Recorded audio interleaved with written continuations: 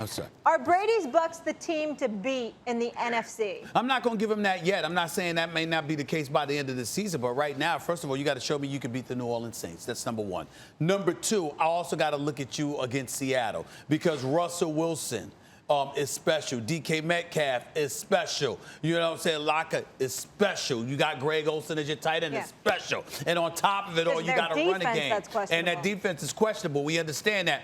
But what they do offensively, you know what? I don't see Seattle losing like that to Tampa Bay the way Green Bay did yesterday. I'm looking at Seattle. I'm looking at New Orleans as two teams that I need to see Tampa Bay go up against. Can they beat them? You're damn right they can beat them. But I got to see you do it before I'm just going to sit up there and elevate you to that status. I don't think you're beating a Seattle, okay, or a New Orleans with Tom Brady throwing for 166 yards, even though I thought he was efficient and obviously didn't turn the ball over. Yeah, if it was 1985, Bill Parcells would be raving if that was a Phil Simms line. 170 yards, 2 touchdowns, no interceptions, and you win the line of scrimmage. They are a top 3 team at this moment in the NFC because the difference is, I wouldn't say they're the team to beat because Aaron Rodgers and the Packers, and I know they just beat them, that happens. He's not always going to throw 2 interceptions, almost never throws a single interception, and Russell Wilson and the Seahawks. But when you look at the Seahawks and Russell Wilson,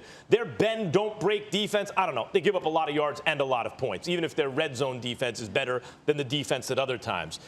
They have a coach, they have a quarterback, they have offensive weapons wherever you look. They can run the ball, they can do a lot of things.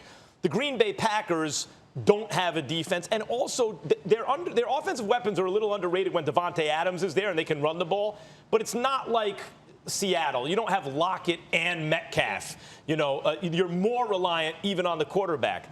The Bucs don't have the same quarterback as the other 2 teams. He's not capable of as much at this point in his career or ever with his legs, right? But what really impressed me was the way they won the line of scrimmage, both sides of the ball. Their offensive line had their way with the Packers' defensive front. Their defensive line and their defense, period, was able to exert pressure. So if you win the line of scrimmage and otherwise you have a defense, you know, and you have a quarterback who's going to cut down on the mistakes, you have to consider that team at this moment top 3. Not the team to beat, but top 3.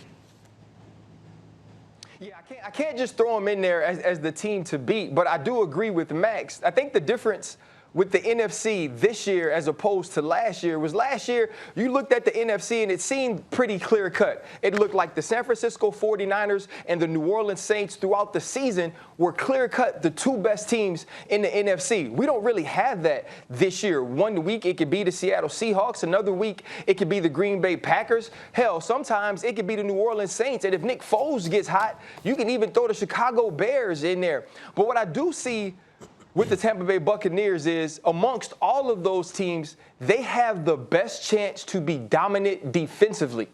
And that's the scary part. Even with the Chicago Bears being able to rush 4, the Tampa Bay Buccaneers were built at the linebacker spot to stop 2 teams and to beat 2 teams. They were built to stop CMC and the Carolina Panthers and Alvin Kamara and the New Orleans Saints. And what we saw yesterday was Aaron Jones, a player who was definitely in the mold of those 2, get haunted and get followed and get chased and get hit by Levante David and Devin White. And then we saw this young secondary of Jamel Dean and Carlton Davis, who I think is ascending to be one of the top #1 corners, and these young safeties really play great on the back end.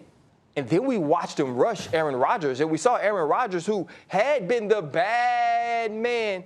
You know, that sounds more like a sheep than a goat. The bad man that Stephen A. Smith had been talking about all season, but we didn't see that yesterday. And so now you look at the team in its totality as it's getting healthy, getting Chris Godwin back, and now Mike Evans is getting healthy, and efficient Tom Brady. So what we're starting to see is it may come down to these teams with these dynamic quarterbacks, the Seattle Seahawks and the Green Bay Packers, two teams in the Saints and the Tampa Bay Buccaneers, or maybe even the Chicago Bears. So 3 teams that could really play defense and have veteran, experienced, grizzled quarterbacks that can win the game. So think about it. If we get down to that, and the Tampa Bay Buccaneers and Todd Bowles play defense like they played yesterday, which one of us, well, I know it's not going to be Stephen A.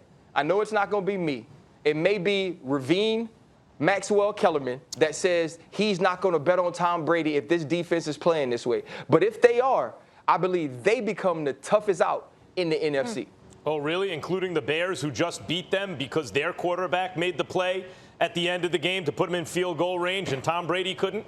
I don't know. I like your Bears pick, too. I think at this moment, given the way they're playing at this moment, I would put them, even though they beat Tampa, in that fourth slot. But you make a good point. If Nick Foles just stays healthy, Bears should be right there, well, too. Well, listen, my trepidation about Green Bay is that Green Bay looked eerily similar yesterday to how they looked in the NFC Championship game against a vaunted San Francisco 49ers defense. Exactly. And the fact that it was reminiscent of that kind of dominance leads me to lose faith in them, because when you can get in Aaron Rodgers' face, when you can sit up there and mess and basically disrupt what they want to do, they seem to fall apart. It's not like the defense or the special teams picks them up. They seem to fall apart when their offense is rattled to some degree. That's not the case with Seattle, and I don't think, and more so than it is with Chicago. Even though I like Nick Foles, the bottom line is, am I sold on Chicago? No, I'm sold on them defensively, but I'm not really sold on them having that punch that you need offensively. Seattle, I ain't worried about that at all. I'll say one thing for Tom Brady now. I'll say something nice about Tom Brady. After last week, with all the mental errors made on the field, with the offensive line moonwalking down the field, and with Tom Brady humiliating himself by forgetting the downs after chewing them out, I was completely unsurprised that they played mistake-free football this week. And when people point to Brady's leadership and all that, I do think that has something to do with a mistake-free performance. A Tom Brady quarterback team, after a game like last week, is going to cut weight. It doesn't mean they have to be perfect like they were yesterday, basically, but you know they're not going to repeat that, and that's to his credit. Thanks for watching ESPN on YouTube. For live streaming sports and premium content, subscribe to ESPN+.